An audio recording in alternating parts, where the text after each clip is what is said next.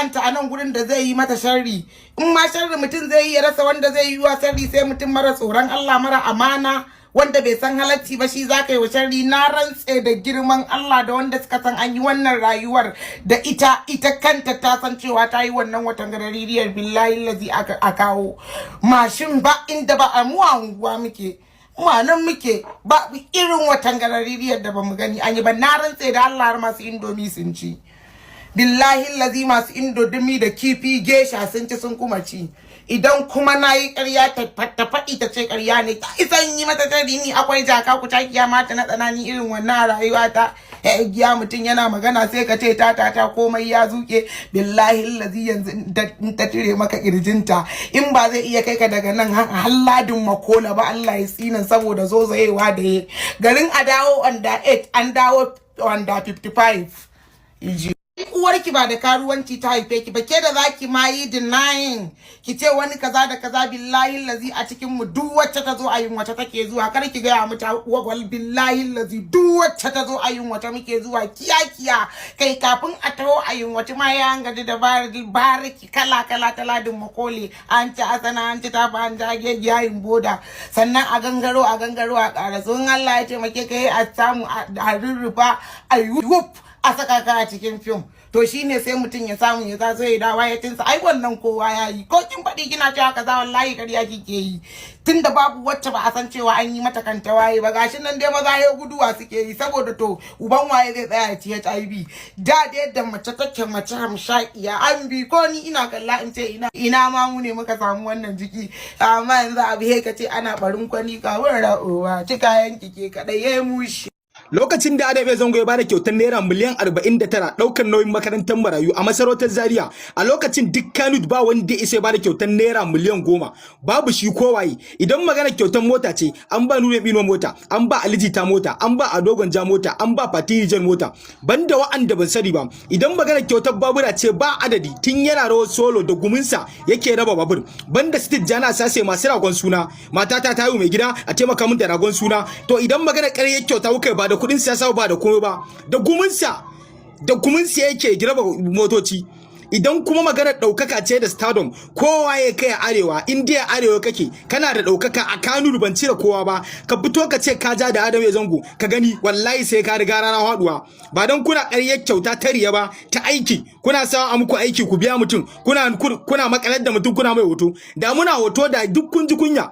wallahi da Adabe Zango yana hoto da ba wanda ya sai ƙara daga murya a yanzu a halin da ake cikin wallahi ba wanda ya sa ƙara kuma stardom tana nan ɗaukaka tana nan kuɗi suna nan akwai gida akwai mota akwai ɗaukaka akwai yara ba abin da babu ba muna yi ne wai don wani abu ba muna yi ne saboda gaskiya ne saboda mun ga mutane idan ban fito mun faɗa muku mun sani ba za ku fito ku dinga nuna ba mu kowaye muna kallon kar muke kallon kowa masu ragon suna ba ku je ku makale kuna neman a wajen mutane ba wai an muku dan wani abu har za ku iya manta har za ku dinga zagin wani ko a zagi wani ko a wani abu ko mutum ya ƙi nuna ai in mutum shege ne fitowa zai ce ni na ja da Adabe Zango ya gani wallahi sai ya riga rana haduwa kowaye wallahi sai ya riga rana haduwa ko mutum in ya isa daga yanzu kai ya ƙara kashe waƙarsa ko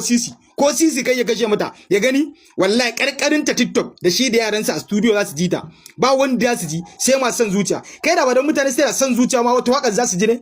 akwai wakar da in ba mutane masu san zuciya ba da in mutum sun ganshi da kuɗi suna da san gani kamar za a basu wallahi ba wanda zai ji mun yi kyauta mu tun a da har yanzu muna yi mu bayar da hannun hagu mu bayar da hannun dama hannun hagu bai ma sani ba haka ake kyauta ba a dasa ma kyamara ba a baka 5,000 da shinkafa ko a zo a ce wai an je kaza an yi kaza a je gidan mu rayuwa sai an nuna duk inda aka je sai an nuna mu ba mu haka a bayar mana ai shiru in ba bata mara rai aka yi ba mu fito mu faɗa ba kowaye yanzu kuma in ya isa ya fito ya ce ya ja da Adabe Zango wallahi sai ya riga na ruwa kai iya shi ne waritin nan mara kake duk inda ya ga wani masoyin Zango yayi posting ya nuna da masu nuna soyayya a comment section duk muna gani ana godiya kawai muna yin haka ne saboda mutane su sani mutumin kirki ma mutumin kirki ne ko a ina baya buya wallahi Adabe Zango a wajen da yake gabatar da program ɗinki na social media ba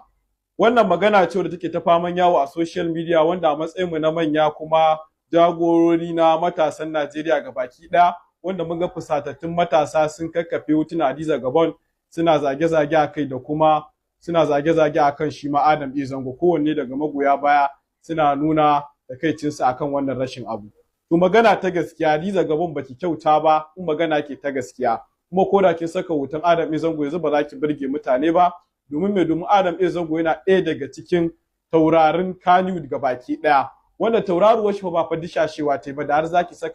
zaki kasa saka hotonsa a gaban wannan talk show da kike gabatarwa ba, sai dai wasu dalilai kila ko na rashin abun duniya shi kika yi la'akari da shi, kika ɗauko masu abun duniya kika saka a wannan waje da ya kamata ki saka hoton Adam A Zango, wanda Adam A Zango ko a yanzu haka taurariyar shi tana haskawa, kuma ɗaukaka tana hannun shi ba su ɓice mai te ba, amma rashin abun duniya ko kuma kina mai kallon bashi da shi sai sa baki saka hotonsa a gaban talk show da kike gabatarwa ba. Shi kuma Adam A Zango da magoya bayansa kuna kare Adam Zango a koda yaushe, duk sanda aka ce ku ci ya faru tsakaninsa da wasu, kuna fitowa ku nuna mai goyon baya, ku zagi duk wanda ya kamata, ku ci mutunci wanda ya kamata, wanda a zayarce ba haka ya kamata ku nuna Adam A Zango soyayya ba. Adam A Zango yana fina-finai wanda ya kamata a ce ku je ku dinga kalla, ko babu komai za ku ƙara mai ƙarfin gwiwa, duk abin da ake samu a YouTube ɗin nan da Facebook ɗin nan insha Allah shi ma zai dinga samu, domin ya kare wa kansa mutunci. Amma ba ku ba da ƙarfin gwiwa wajen kallon abubuwansa,